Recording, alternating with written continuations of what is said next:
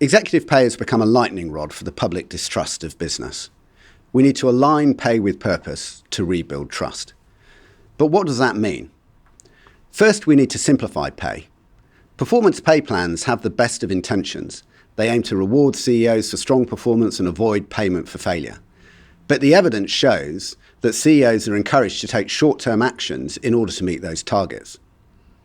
On the other hand, CEOs that are significant long-term shareholders in the business perform better and their companies deliver better value over the long term for all stakeholders. So we need to transform pay to have simpler plans with less focus on target-driven schemes and more focus on long-term shareholding. But trust is more than about pay at the top. We also need remuneration committees and boards to take greater account of pay fairness across the organisation. We recommend an extended remit for board remuneration committees to have responsibility for reviewing fairness across the organisation and how that is delivered.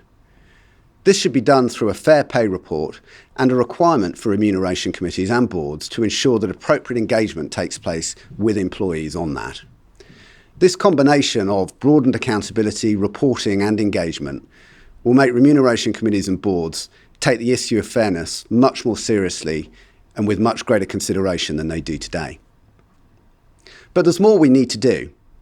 We need to make sure that the disclosure of pay properly represents performance. At the moment, the impact of performance on an executive's shareholdings is completely ignored. This needs to be addressed because looking at pay this way is like looking at investment returns, taking account of dividends but ignoring capital gains. It makes no sense.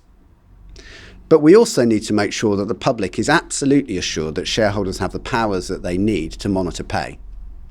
In fact, the evidence shows that the UK system works pretty well. It's one of the best in the world, but we can improve it further. There's a case for giving shareholders enhanced powers in cases where we have repeat offenders who ignore shareholder wishes year after year. Taken together, this set of policies will help ensure that executives pursue purpose rather than just profit, and this will help rebuild trust for the long term in our businesses.